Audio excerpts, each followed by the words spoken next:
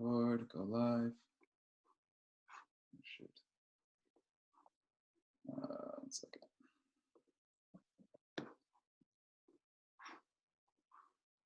Damn it. Hold on. Sorry. I got to get this Facebook connection really quick. No worries.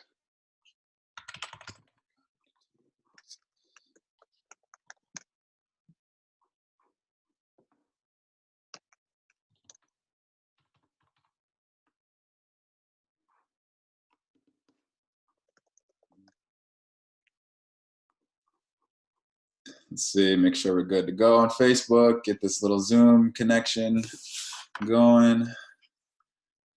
Done. Da-da-da. All right, cool. All right, hello, everyone, world. Killer copy critiques, copywriters, content writers, anyone that happened to have stumbled upon these two amazingly handsome men on the internet. Really excited to talk with Mike today. So for anyone that's new kind of to this little series that I'm doing within the Killer Copy Critiques group, so the idea is that we are talking with real copywriters, but we're not just looking at random headlines or talking theory. We're actually looking at copy that they've written themselves, right? So the idea is to kind of get some of this insight from the perspective of the masterminds behind it. So really excited to talk with Mike Kim today. I met Mike, I guess it's been almost 2 months, man. Like 2 months at the Copywriter Club conference in San Diego. And I really wanted to get him on here because number one, Mike, you blew my mind with the PB3 framework. So thank you for that. That was definitely like Cool. a transformational, I think, experience for me in my business. And just knowing that kind of you have this background with this mixture of personal branding and then also being in the copywriting world proper, I really wanted to get you on here and kind of talk about just kind of what you do and how you approach it. So thank you, Mike, for coming on, man. How's it going? Yeah, I'm doing great. Thanks for having me. I'm excited to be here. It's good to see you again. It's good to see that you're healthy Yeah. and alive and well, and for all of you tuning in. So yeah, it's good to be here. Yeah, last we met was, or last we were together was at a bar playing Jenga, and Mike witnessed like my catastrophic defeat to That's right. yeah, That's right. he still doesn't let that down. So a couple weeks ago, you had a training with Ray Edwards, and this is the training that really kind of solidified. Like I'm like, I really need to talk to Mike about this because you have a sales page training where you basically talk about there are only 5 sales pages that anyone ever has to write. So how did I guess just for the people watching this, what is kind of the background behind your approach to sales pages and how did that come together? Yeah. So with me, with copywriting, like I'm very much an advocate of like you don't need to reinvent the wheel. Mm-hmm. Um, there's been so much great copy that's been written in the last 50, 70 years, right? Back since the Mad Men days, and the reason that a lot of these things work is because they're proven to work. It's deep rooted psychology. It's data driven. So this might sound a little crazy, but I tell people like 90% of what has worked for other people is going to work for you. It's proven. It's driven by data. It's driven by numbers. It's driven by psychology and all these things that these people have spent, hundreds and thousands of hours studying. The last 10% is what makes you different. Mm. And what I run into so much of the time, Tyler, is that so many people say, well, I don't want to sound like everybody else. And they actually, they cut their nose to spite their face, if you will, because they're saying, I want to be different for the sake of being different or because they have some deep emotional need to like be different. Right. And I understand that, but you also have to look at science. So copywriting and marketing is both an art and a science. So what I tell folks is that we're going to follow these principles that many other copywriters who are way more established and experienced than I am have said work. We're going to follow that, and then we're going to get that right.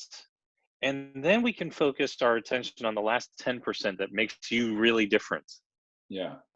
And so I call that like the special snowflake copy, right? Like that's what makes you a little bit different. But 90% of the stuff that's out there is going to work Right. in the sense that you're going to be able to apply it to what you do. The 10% is what makes you different. It's how you sound. It's the little mannerisms that you have. It's the little catchphrases. It's your tone. It's your colors. It's your image. It's your photography. So that's really how I look at it with sales pages. And I am very much in the information marketing space. So I work primarily with thought leaders, speakers, coaches, consultants, authors, and there's only so many ways that you can say the same thing over and over again. Right. There's no real difference between what any of these people say compared to their competitors. I don't care who you are. Tony Robbins is not that different from, any other Brian Tracy or any other motivational speaker who's out there. What makes him different is his personality and the way he conveys that. But if you just look at his content, it's going to be very similar to a lot of other stuff that's out there. And so, that's where I focus on that last 10% to be different. Yeah, I think a lot of, especially copywriters, they hear framework and they're like, oh, like I can't be like anyone else because I have my own unique story and stuff like that. And that's kind of the point, because the framework gives you the constraints to work within, and then you can kind of sprinkle in your own, special snowflakeness that makes you unique. Because at the end of the day, even if you follow a proven framework, which kind of just makes sense, then you're, at the end of the day, you're still your own marketer. You still have your own story. You still have your own product. So it's inevitably going to be different. But having that framework it really just kind of like makes your life easier, right? Yeah. So here's what I tell people when they talk about frameworks. The framework frames the work. That's it. Yeah, okay. I'm not saying it's a formula. I'm not saying you have to do it to the T, but a framework simply helps you frame the work. If I say you've got to make sure you got 5 of these little things on your sales page, I'm not telling you exactly what order they have to be in. Hmm. I'm not telling you exactly what you have to say on any of them. I'm just saying for a sensible, common sense sales page, it needs these things. And that's just going to frame your work. You might write the FAQ section first. It's Right. up to you as a writer. You might write the hero banner first. It's up to you as a writer. But the framework helps you frame the work that you're going to do. And that's really how I use it. Yeah, no, absolutely. And I remember Justin Blackman, one of the speakers as well at the conference, he said, having a framework gives you like rules to play, and it like gives you kind of like your inbounds lines, right? So you can do all the Mhm. crossovers and all this stuff in between the lines. You just can't go outside. So it kind of gives you even more creativity than you would have without it. So I love that.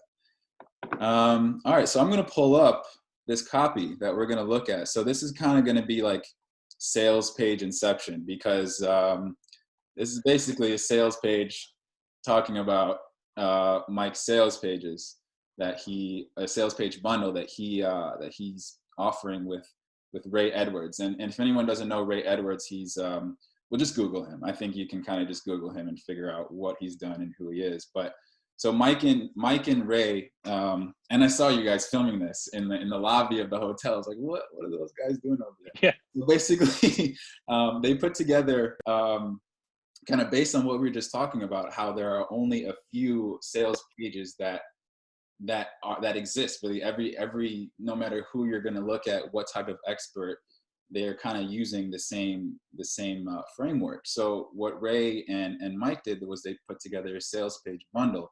And like I said, this is kind of inception, because we can look at talking about sales pages within what I assume to be one of the sales page templates that you use to actually write this. So this is going to be interesting. So all right, so let's just jump into it. So basically, right off the bat, we have the hero image, which I really love this, because I think a lot of writers waste time with kind of figuring out a way to describe their bundle or their offer or their product or whatever it is. But the way you guys did it, it's kind of embedded into the headline, and it's embedded into what you can expect from it. So how did you guys, if you want to just kind of like walk through, like how did the Only Rookies from Scratch sales page bundle like come about, as far as the framing and like the perspective that you guys decided to go with? Yeah. So Ray and I were in San Diego. That is a real photo from us standing on the street right outside of our hotel. We had to like kind of go into the middle of the street to take it. But we had we kind of put our heads together. We were at the event together, and I'm just like, man, we should think of something to work on. And he was like, yeah, we should. We should do it now because we're together. And he asked me simply, what do you got? I was like, well, I had a bunch of workshops in the last quarter where I was teaching people how to write a sales page. And I was like, what do you got? He's like, I did the same thing. Mhm. So we literally just came up with the idea in a few minutes. Mhm. And I'm like, well, I've got this template, and this template. And he's like, I've got this template, and that template. I'm like, all right, let's just package it together. Yeah. And any good campaign, it needs sort of an angle, right, Tyler? It needs an angle. And it's a very predictable thing for Ray and I because in our own markets, we're well known as copywriters. Like to his audience, to my audience, he's already an expert to my audience. I'm already an expert to his audience. So there's no novelty if I were to say, you know, OG of copywriting, amazing guy you've never heard of, Ray Edwards is here. You've got to get in on this. Like Right. they all kind of know who he is, right? He's just on my podcast today. So it's like my audience knows who he is. His audience knows who I am. So we need to think of a different angle. And so I came up with this title because our angle was, you know what most people would be surprised by? They'd be surprised that Ray and I do not write pages from scratch. Mhm. We did early on in our career. And then after that, anytime we've been hired to write copy, especially for sales pages, because they're so long, we've basically built the copy based off past copy that we've written as a framework and then tweaked the actual copy. So what I'm saying here is I didn't copy from myself directly. I didn't just sell the same sales page to client after client after client. It's just that the framework helped and I was able to overwrite a lot of the templates that I'd created. Right. So then I needed a cool like little phrase, Mhm. right? And I'm like, that's what people who are starting out do. They write everything from scratch. Yep. And then I was trying to, an alliteration of some sort. So rookies write. Yeah. So even Right. though it's not the same letter, it's the same pronunciation and it rolled off really well. So I Mhm. just came up with this and I'm like, what do you think about this? He's like, oh, I love it. So we just called it the only rookies write from scratch sales page bundle. Don't write from scratch. Steal ours. Take ours. And in that subcopy, I just literally want to explain what it is. That first phrase, take and tweak, I came up with during coaching calls during one of my own copywriting courses. And I was trying to figure out a way to tell people they could take my stuff. Yeah. All you have to do is take my, you paid for it, take my stuff and tweak it. And then it just hit me, take and tweak. Take and So tweak. that became a hashtag in our little community, take and tweak. And that's what I led with. The word exact means like you're literally getting what I use from my Google Docs drive, what Ray's using from his Google Docs drive, and take and tweak the exact copy templates we've used to pull 8 figures in sales for today's highest paid thought leaders. And I said highest paid because I want them to understand that this is a money Yeah. converting, money creating page. And thought leaders, I was able to say that because our audience knows what we mean when we say thought leaders. Yeah. The general market might not. We weren't going to run ads to this offer. We weren't running to a cold audience. We were just promoting to his audience and my audience. And we knew that they would understand what we meant by thought leaders. So that was the rationale behind it. Yeah. Really, it's really interesting that you mentioned the only rookies write and how it kind of flows off the tongue, because I don't think that's a lot of writers don't really consider kind of how it feels when you say it, and it becomes something more memorable and something that you can kind of take in other places. And now when people see also take and tweak, they're like, oh yeah, take and tweak, and then Yep. it just becomes kind of like a little, it's Mike Kim's little phrase, and that just becomes so Yeah. memorable and stamped in your head. Yeah, I honestly come up with the best ideas when I'm coaching people Mm. because I can't sit here and try to think of something clever. I just have to say something. And that's really that's why I love doing interviews like this. That's why I love doing workshops. It's why I do coaching calls, um, because that's really where my best ideas are formed. Yeah. So all these little things I've come up with in those situations. everyone, one of the I guess best practices is to write how you talk. This is kind of an example of like literally talking, and then you're just like transcribing what you're saying into good copy. Yeah. That's just like it's almost like a little cheat code. And yeah, I really love. So the subtext is really great as well because I like how it kind of you're almost hinting at, like when you say thought leaders and highest paid thought leaders, like you said, it connects it immediately to that money. Like this is how you're going to make more money, and then it adds that Mm-hmm. curiosity, right? You say highest paid Mm-hmm. thought leaders, I'm like, okay, who are the thought leaders? And of course, Mm-hmm. once you keep scrolling down, then we're going to kind of find out. So it has that specificity too, where we're talking about 8 figures, exact copy templates. So I think for anyone watching this, like these are, things that you might like, a theory that you might see like specificity, but this is kind of a real world example of how you can use, um, you know, things that roll off the tongue to kind of make it more memorable, and then lead into the meat of it. So then you start talking about, so then the 5 sales pages you'll ever really need. So naturally, when you say the exact copy templates, now I'm thinking, okay, what are you talking about? What are these templates going to look like?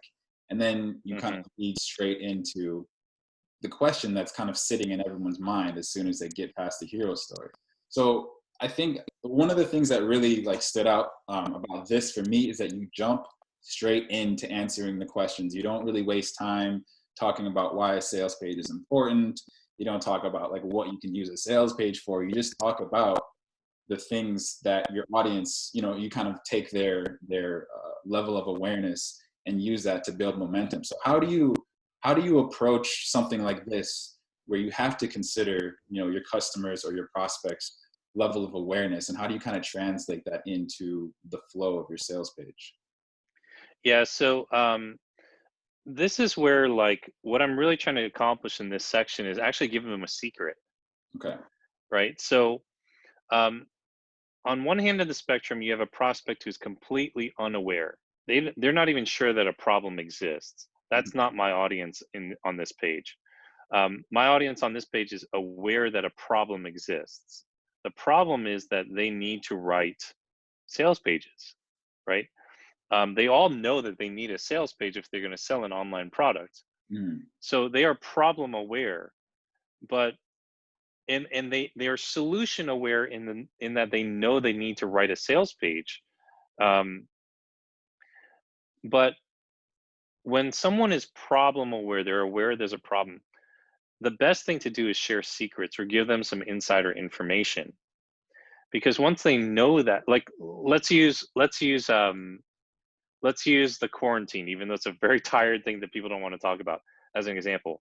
6 months ago, the majority of the world's population had never heard of what a coronavirus was. mhm, We were completely unaware, right? Now that we are problem aware, there's clearly a virus. What everyone wants to know is, what is it about this virus? mhm, When there is a problem that people don't understand, what they want is understanding. They want secrets. They want to know what it does, what can fix it. Will there be a vaccine? Will there be medicine? When are we going to be able to go shopping again? We want this unknown information. There's an open loop there automatically. So if you can open up that loop and then give a little bit of a teaser to it, then you make them solution aware.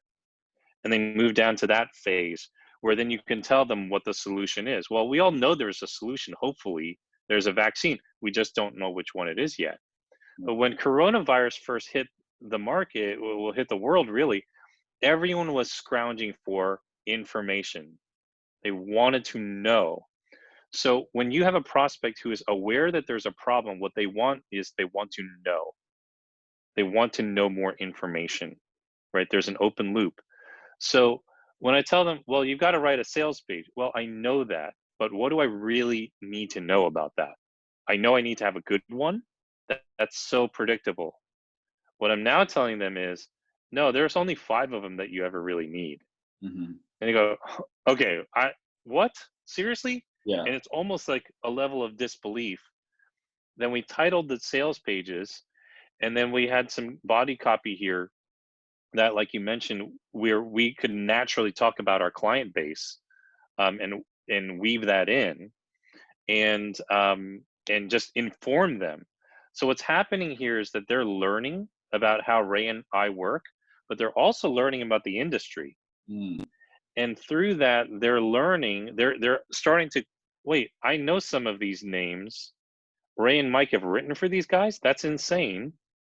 Oh, okay. And they're gonna want to keep on reading. And that's how I crafted it. Yep. Yeah, and the secrets, like you said, I didn't even think about that, but you're not only getting secrets about sales pages, you're getting secrets about these names that we hold on this pedestal, and we're like, oh wait, what? That's how they did it? And Yep. once you have that behind the scenes, then you're just like, there's no way you're not going to keep scrolling and kind of learning about what these, multi-million dollar gurus were able to kind of Hmm. take advantage of. Yep. And also, just I want to go back really quick. I think one of the coolest parts about this headline that I really love is, I think we talk about, or we should, or copywriters kind of understand that, there's this idea that we want to acknowledge or kind of group ourselves with a certain type of person. But I think another part of that is that we want to distance ourselves from a certain type of person.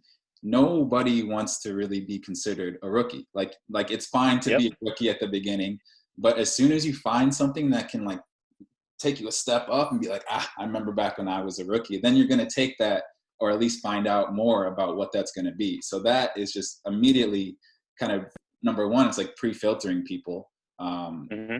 And then it also just gives you this tease, and it's becomes more of a transformational thing, right? Rather than just a sales page bundle. Now you can just be more than a rookie. And I think that really lends itself to kind of how this kind of starts building up momentum here too. Yep.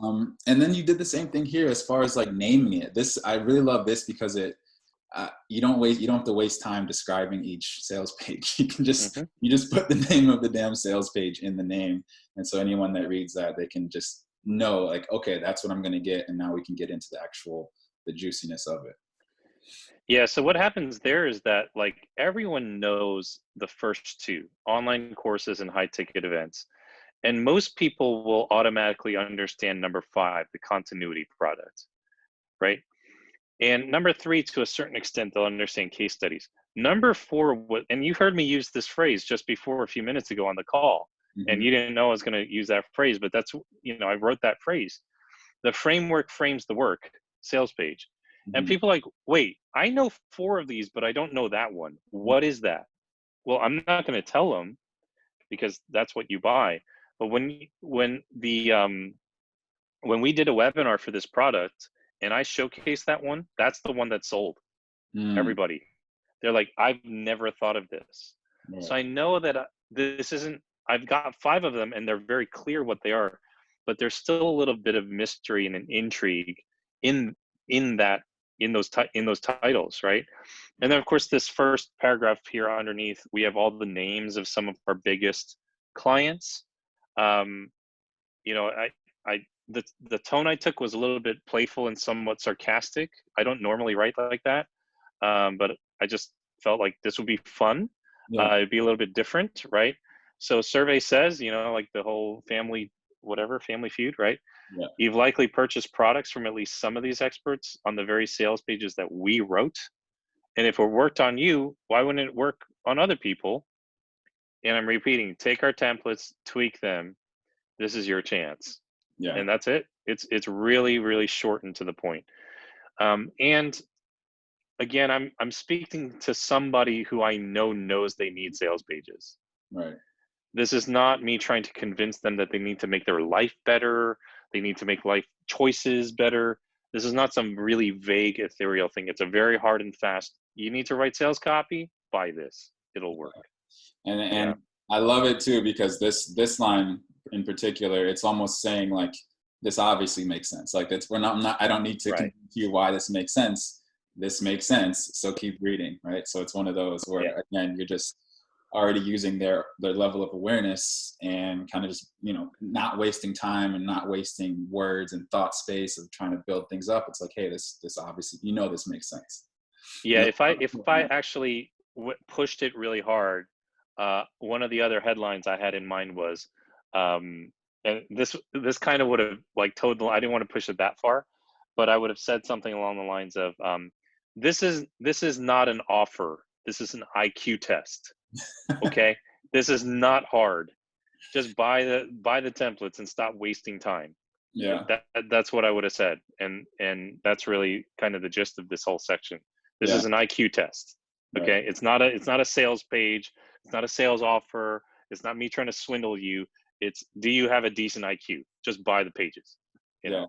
So Yeah, and the lack of woo woo here kind of makes you feel like have this another level of confidence where it's like, wait, he's not trying to just like impress me. He's just kind of like, he's giving me freedom to stay or go. It's not one of those come here so I can show you the madness. It's like, just this obviously is what you should do. And then you go into who the instructors are, like kind of talking about kind of giving them that personal touch. And so what I like, you mentioned it before, you mentioned it earlier about using some language like survey says. So this kind of gives an insight or a peek maybe kind of into some of the personality I think that they can expect. And so when I see that, you kind of get like a little smirk. You're like, like how are these guys gonna kind of keep it going? And then you get Ray and Mike. And then this really kind of solidifies who you two are and why you're able to, obviously offer something like this. So one thing that I thought was interesting is that I think most people, when they write sales pages, they wait until like the very, very end to introduce who the instructors are, who the guides are. What was your, and I think a lot of us can think of the answer just by what you've said so far, but what is your mindset as far as making this top of mind, like the third section, whereas most people would maybe wait to kind of introduce themselves into the end? yeah, so there's a great framework called StoryBrand by Donald Miller, Yep. and I've worked with Don in the past, and I just love that the first three steps of that framework are super simple, and they're in every movie you've ever seen: Star Wars, Hunger Games, you name it, right? You have a hero who has a problem, who meets a guide, and that's it. Yep. You have Luke Skywalker. What's his problem? His parents, his aunt and uncle have been murdered, and Darth Vader is a space terrorist. Who does he meet? Obi-Wan Kenobi. It happens within the first 30 minutes of the movie, right? And so for those of us who tend to like heap on the problem and the problem and the problem, that's okay if you are selling something that's impersonal as a solution. If you're selling like, wart remover, nobody cares who the doctor is. They just care that it removes, their skin blemishes or something like that. Mm-hmm. But when you have a coaching program, or when you have something that's an extension of a person, they need to meet the guide much earlier. They need to meet you earlier. And so I always err on the side of, let's let people get to know us. And in this, there's a lot of psychology as to why I chose these pictures. Like, I didn't just write the copy, I worked with the designer to design the page a certain way. So in that video, you'll see us, and we shot those in one take because Ray and I have known each other for a long time. And we picked a thumbnail. We just look like we're having a good time. We're smiling, right? And that is very reflective of our friendship, and in this case, for this product, our partnership. And as you scroll down, we didn't pick some like stodgy picture of some. We're hanging out in a bar doing some stupid Black Panther thing so that Ray could show off his tattoos on his forearm. And I want people to see that we're just normal, laid back guys who are enjoying our lives because we've had a great career writing copy from our laptop. That's the message that's getting portrayed here. Mm. Great sales copy means you can hang out with your friends and just have a good time. Yeah. And I'm sort of like weaving that back into this copy. We've been hired by influential thought leaders. Now I'm naming names of events that we've gone to and spoken at, and what makes us different. And I'm being like joking here. I happen to channel it through a bald white dude and an abnormally tall Korean who writes English for a living. Yeah. And that copy matches the fact that we're having a good time in this photo. We're just kind of kicking back and we're relaxing. So hopefully this makes people feel somewhat at ease, makes them want to hang out with us, because that's what we're offering here. And that's, I think you hit it on. I never thought of that too. Like when you, like people want to, so not only do they want to associate with you guys, they want to visualize what it's like to almost like be in your circle, right? So now they're kind of imagining, who knows if you'll ever meet up with some of these people that buy this, but now they're imagining you like sitting in a bar with you, like just shooting the shit, like just, you know, doing whatever. And that's such a huge part of it. And for anyone watching this, I think like take note of what he said as far as, you know, if your product is, you know, something impersonal, then you don't really need to worry about introducing yourself or making that connection. But if it is an extension of yourself like this and so many other services and higher ticket products, they need to have that connection and that emotion, because that's really going to feed kind of the rest of the feeling as you read the rest of the copy. Sure. It's good stuff. And then here we go, just kind of hitting them over the head with a little bit more and authority logos. Yeah, just feeding it. All right, and then we have so talk about this section, because I think this is really it's obviously timely, but it also kind of uses some of the elements that I think people understand but might have some trouble applying to the work, kind of like some of the scarcity things, some of the specificity things. So what was kind of the framing for this section here? Yeah, so we want to make it super clear. They know that there are sales pages, but there are just 3 ways to work with us. We didn't just want to sell the pages. If anyone wanted coaching or a workshop, we wanted to offer that to them and make it very, very simple, right? So I kind of coined this phrase Coronopocalypse. It was just a fun way to, you know, talk about what's going on. But this was a limited time only, because first, you know, it's a special reason why we're doing this. We were going to do something later in the year together, Ray and I. But because all this happened, we thought of it on the fly. So I'm being very honest here. This promotion is something we planned for later this year, but being that the entire country is grounded, you know, hey, we're throwing this together. We'll give you the templates. Number 2, we'll do templates and live calls. Or number 3, you get everything and a 2-day workshop. And it's really that simple. I think sometimes we tend to make the offers too complicated. Yeah. And if I can't say it in about 20 seconds, like I just did right now, it's too complex. All these conditional pieces of logic, and you know, you do this by this date, you'll get these 3 bonuses, but if you don't, we'll take those away. It gets a really, really complex. Yeah. And like, there are 2 types of entrepreneurs. There are simplifiers and there are multipliers. And I am a simplifier. I was like, make it simple, right? So that's really what's going on here. And it's very self-explanatory. This is not a time where I get cute, super cute, especially in the offer blocks, right? The headline and the sub copy, a little cuteness or what, but in the offer blocks, I'm super clear. No nonsense. Is that just a good general rule of thumb to kind of just keep the offer blocks pretty straightforward? Yeah, because I don't want people, wait, what's he trying to say, or trying to guess? So yeah, I just go straight to it. And I think the context is important too, because people landing on this page, like you kind of said at the beginning, they know you as an expert. They know Ray as an expert. They already want to work with you. You don't have to convince them that they want to work with you. They already want to. So you're basically just making it as easy as possible. And a little subtle thing that you do here, I also wanted to touch on before, is that you throw in, like within the copy, you throw in little challenges, kind of little intros to the call to action, where you say like, this is your chance. And then here you're saying, you know, pick your path forward, bold adventurer, right? So it doesn't, the call to action, or like the push to action, I would say more than the call, but is that it's, you know, you don't have to make it a huge thing every time. Like obviously there's value in having the buttons that stand out, but little subtle cues to kind of push them forward and again, like visualize not only the product, but like the type of person that they want to be. Everyone wants to not be a rookie. Everyone wants to be a bold adventurer. Everyone wants to be the cool guy that can, you know, like chill in a bar, but still make money from his computer. So like all of that is kind of painting this picture. And, you know, I think by this time, like anyone that's reading this, they're pretty much there. Hmm. So, and I love that. And I think that's a good takeaway too for anyone watching this is as cute as you want to be, as much voice and personality as you have in the page, when it comes to talking about the actual offer, how the people are going to pay you money, you want to take that serious because that shows that you're being serious with them and their money and the chance that they're giving you. All right.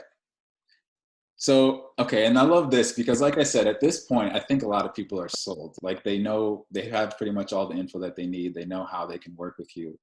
But then you hit them, and this is like, where you're just going over the top and it's like, oh my God, like they're up in arms because now you're giving them way more than they probably would be expecting. Um, and I love this because I think everyone wants to introduce bonuses in a way that makes it seem like this huge thing. Like I shouldn't Hmm. be doing this, but I'm giving you all these bonuses that are worth da da da da da. And you're doing that. You're kind of taking that, but you're also saying, look, before you make up your mind. And this is such like a huge line that I think is just so amazing because you're taking into context the person's like situation while they're reading the sales page. So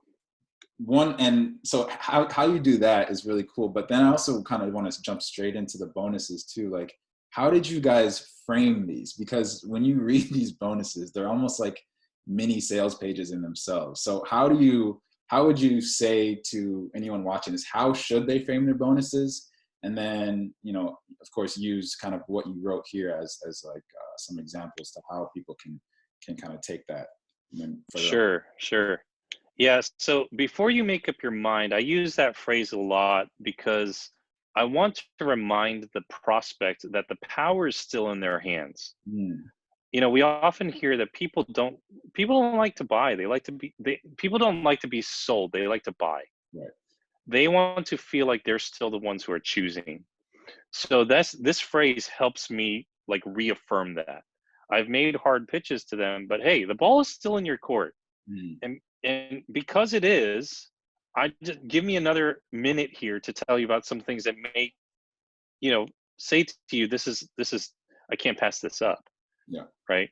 And so, and in this little parentheses, like I'm giving a little bit of context for Ray and I because we live very different lives. Yeah. He's out in the Northwest and I'm a city guy, and so we came together. And then as I went into the bonuses, here's what I would say to answer your question in terms of like how you frame bonuses. It's peanut butter and jelly. So the actual offer is peanut butter, and most people we know they're willing to eat a peanut butter sandwich. Very few people eat a jelly sandwich only, right? Yeah. Um, so what I say is peanut butter and jelly. Your bonuses should be the jelly to your peanut butter. Mm, Even when I'm an affiliate marketer, I try to position myself as jelly to the peanut butter. If Ray is promoting a copywriting course, it would be dumb for me to continue like make a bonus more copywriting stuff. mm, So, but what I do know about copywriters is they need to know how to build a personal brand.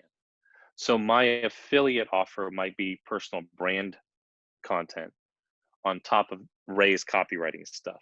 So it's like peanut butter and jelly. So here we have templates on sales pages. Well, what are they going to need to know? Like if they're selling products, what is something that could complement that? Well, if they sell products, one day they might want to have affiliates promoting those products. The sales page we help them write through this program, they might want to drive affiliates there. yeah. And so I came up with this swipe file, and this was a real story. Mm-hmm. So I think a lot of people, when they don't, so a few minutes ago, I talked about when someone's completely unaware of a problem. They may have heard of affiliates, but they don't really know anything about it. What you want to do when someone's completely unaware about something is to tell a story. Stories pull people in. So when I came up with the idea for this bonus, having a story in it was really important. And so I just told the story of how I beat Jeff Walker, who those of you who don't know is like this internet marketing guru. I beat him in a launch using these emails. And it was for a launch that Ray did. So it was the perfect story to tell, Yeah. right? And boom, I just threw it in there. So that's how we did it. Yeah, I think you told this story actually at the conference, and it was one of those. Hmm.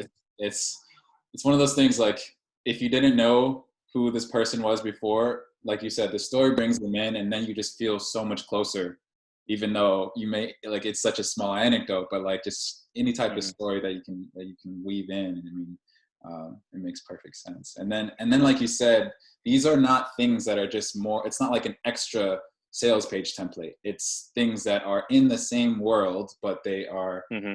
complementary than rather than Hmm. competing. So for Yep. anyone watching that, figuring out how to plug their bonuses in, just make sure that it is the jelly to the peanut butter and not just more peanut butter, because that's just Hmm. more peanut butter. So then we have a couple more bonuses. FAQ sales page. This one is really good too. I think this is an example of like preempting, preempting a problem, right? Because everyone understands sales pages, everyone knows that it's a pain, but I don't think no one's ever thought like, damn, I really need a template for my FAQs. But but you're preempting that problem because it actually makes so much sense because we all have this experience with FAQs and we know how much of a pain in the ass they are.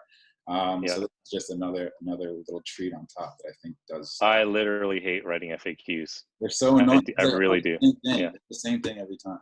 Always. Yep. Yeah. And then you got another one, anti-failure to launch. And Hmm. I love just the I think like if we can get one takeaway, it's just like name your products, like make it as easy to say and like obvious as possible, but still like with the creative side. The anti-failure to launch, it says it all. And I think that's just I think that's just a good example of clarity while still having the creative aspect. So we have the bonuses, and then this is the first. So this is the first intro or first mention of price, right? So we've Hmm. already talked about people at this point already know how the 3 ways to work with you, and so now we're just kind of revisiting that, and we're also revisiting the scarcity aspect, right? This is something you have to do now because it's a very special situation. Thanks to everyone being quarantined, this is the time that you have to take action or you literally will never be able to do it again. And it's not, I think a lot of copywriters, it's easy to say like, get it while it lasts. Like the price is going to go up, like without any reasoning. But you actually give a reason and it makes it a very, very real situation of why it actually is this scarcity.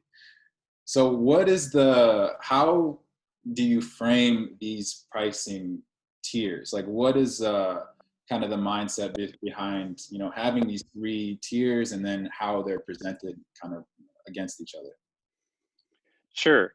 Well, we definitely felt like the templates were worth more than $300 or even $500. Mhm. He and I have made a lot of money off these templates.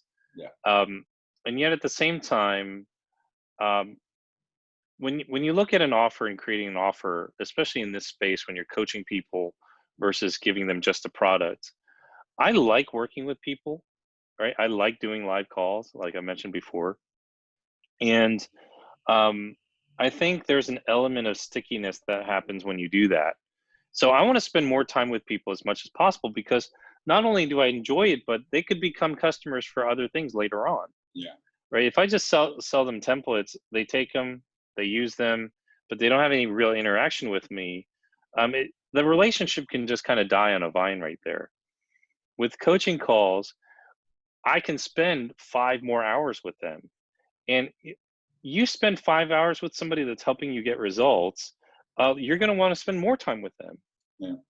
And so we just tried to be sensitive to the market at the time. The economy was starting to shut down, quarantines were happening state by state.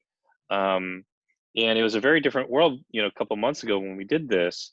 And so we didn't want to be tone deaf and say, hey, here's how much it is. Like he has sold workshops and certifications for $10,000, $12,000. I had just come off doing a couple of workshops where they were $5,000 a piece, right? And people legitimately paid for those and found value in them.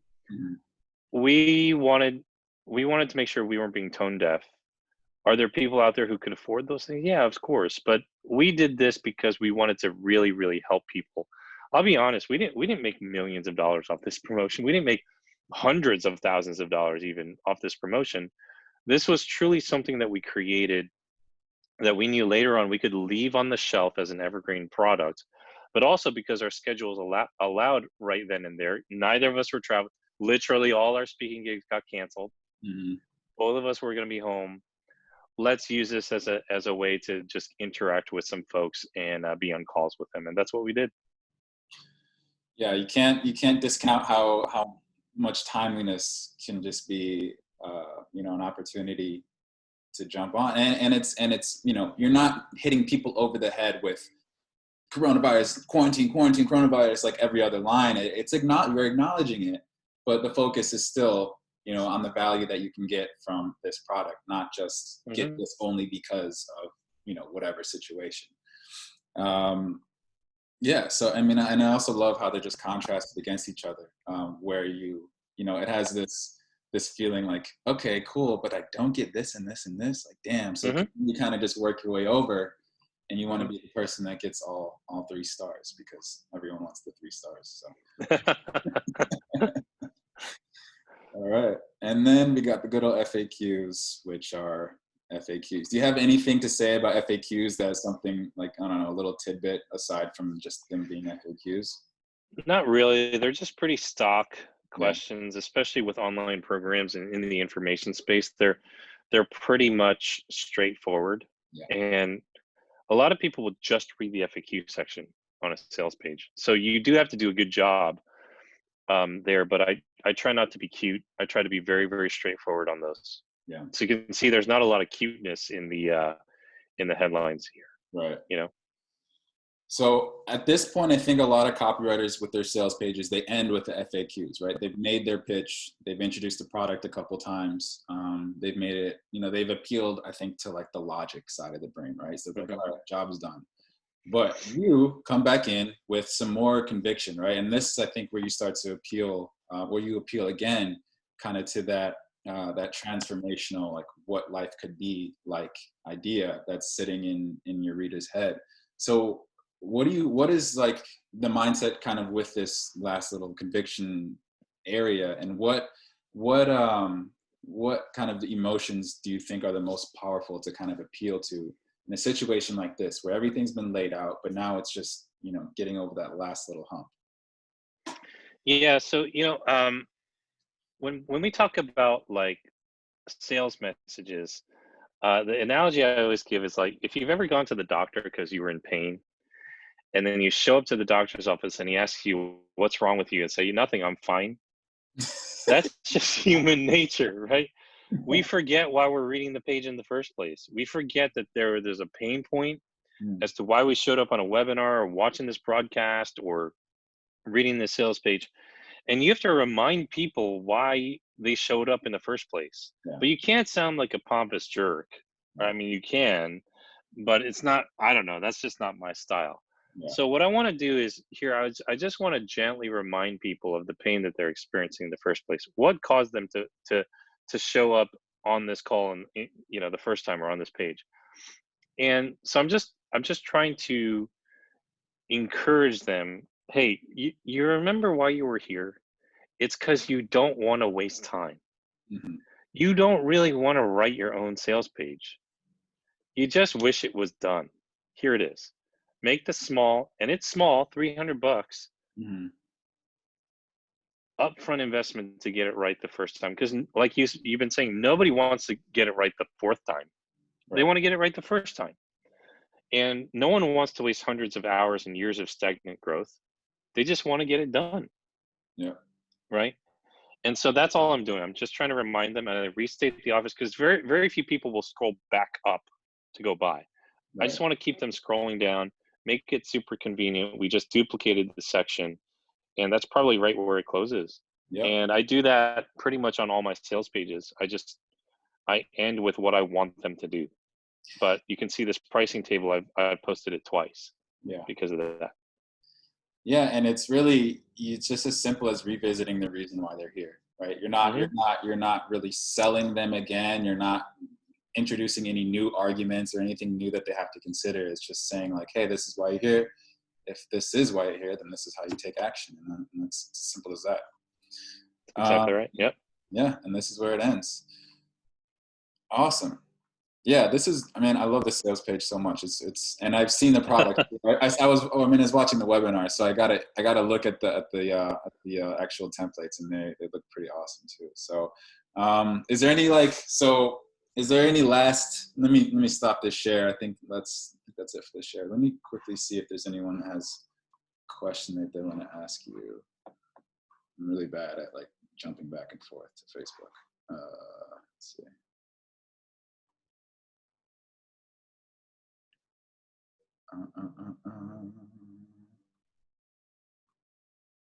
Nope, but people like it.